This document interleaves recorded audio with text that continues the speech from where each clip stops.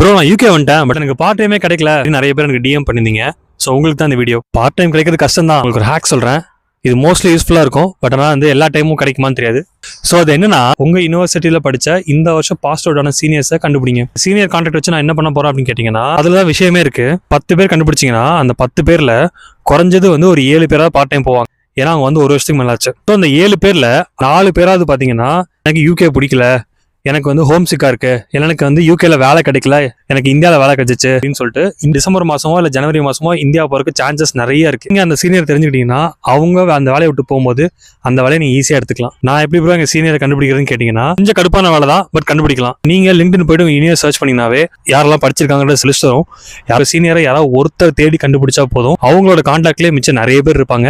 அந்த சஜஷன்ல நிறைய பேர் கண்டுபிடிச்சலாம். அப்படி கண்டுபிடிக்க முடியல அப்படின்னா அந்த வின்டர் கிராஜுவேஷன் நடக்கும்போது உங்க சீனியர்ஸ் கண்டிப்பா வருவாங்க. இல்லைன்னா சிட்டி சென்டர்ல கண்டிப்பா நம்ம பசங்க சுத்திட்டு தான் இருப்பாங்க. அதாவது பாத்தீங்கன்னா அவங்க கிட்ட